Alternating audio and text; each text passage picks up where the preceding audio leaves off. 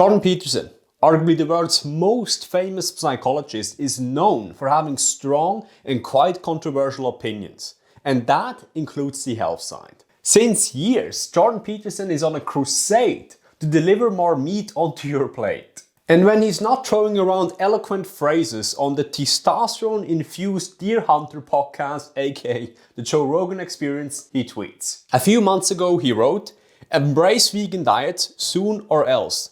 Just try that, you vegetarian fascists." And that, my friend, is just the tip of the tweet iceberg. In this video, we'll scour through Jordan Peterson's recent tweets so you will discover how Jordan Peterson is seeding his own downfall, what Jordan's views on diet are, and trust me, they're more controversial than you think, and the hidden power motives Jordan Peterson has. For those that are new here, hi, I'm Florian, award-winning personal trainer, published author, and vegan since 8 years. So let's just dive right in. On February 27th this year, the New York Times posted, "Rats are a highly intelligent species that pose health and safety threats to humans, especially in urban areas.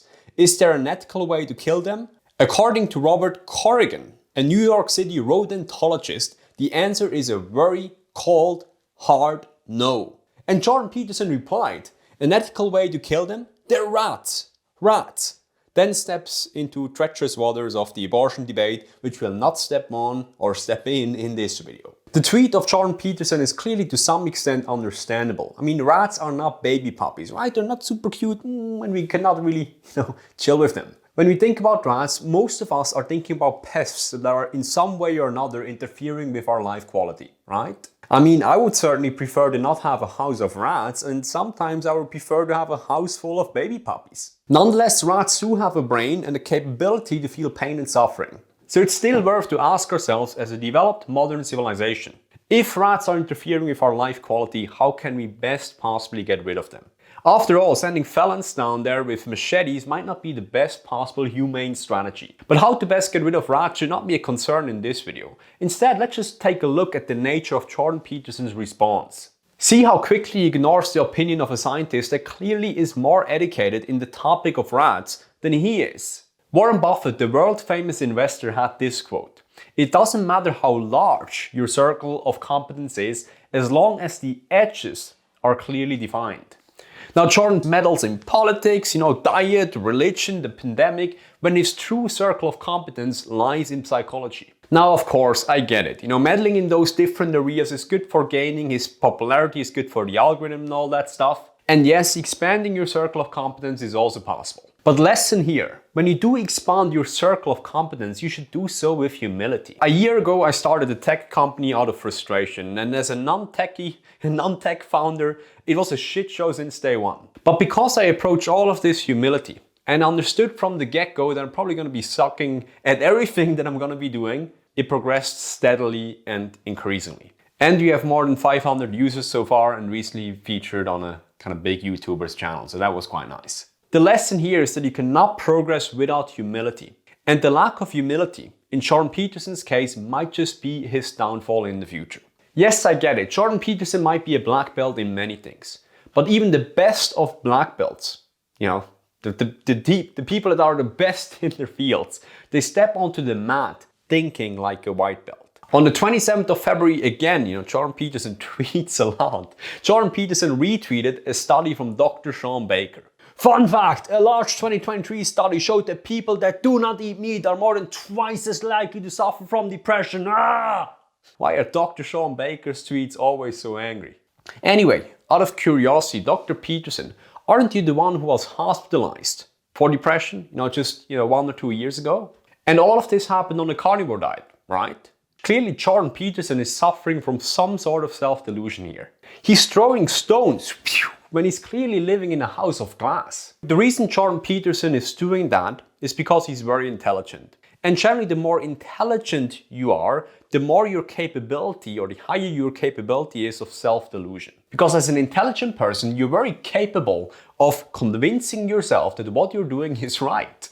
And you're less likely to listen to others because you deem them intellectually inferior. We see this on this next tweet as well. On the 24th of February, Jordan Peterson makes a poll. Would you give up your car? Then claims the people who said yes on the poll are deluding themselves.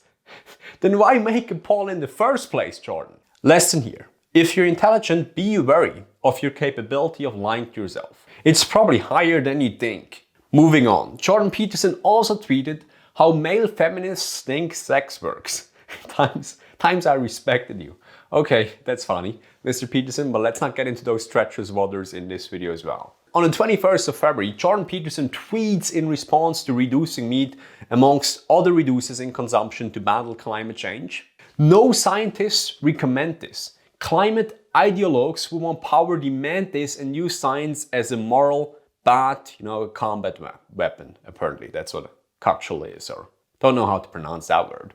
It's funny that in this tweet, Jordan Peterson attaches power motives like a post-it to other scientists, which I think is disingenuous. For those that are new with the struggle of power and how the power games of people work, I made a video about this a few days ago. I'll leave a card up here or maybe in the description there as well. I end that video with that one phrase, because if you cannot consciously realize that you're a monkey, driven by primitive monkey motives, you're probably the biggest damn monkey in the room. Why do I quote that? Because regardless of how many times Jordan Peterson is trying to stick his fellow scientists with power motives, with the post-it, he's absolutely and definitely on the crusade of power. He's constantly pulling on the ropes of Big Daddy Elon. He's attacking Justin Trudeau on his Twitter constantly and probably will aim to become Canadian Prime Minister in the future. Lesson here. We're all in a quest of power, and you should be wary of any person that claims that they're not in a quest of power. A recommended read here for everyone is 48 Laws of Power and 33 Strategies of War by Robert Corrigan. I'll leave a link to both of these books in the description below. And if you're interested in getting in great shape on a vegan diet quickly and sustainably, a recommended read for you as well is the Fit Vegan Secrets ebook. It's a controversial fitness ebook written by yours truly that finally helps you do what you know that you should do. It has 109 pages and it can be read through in a short afternoon, and it is engineered after that short afternoon to give you benefits for decades. You can get it for absolutely free by again clicking the link in the description below or heading over to fitvegans.com/secrets. So thank you so much for watching this video, and I see you next time.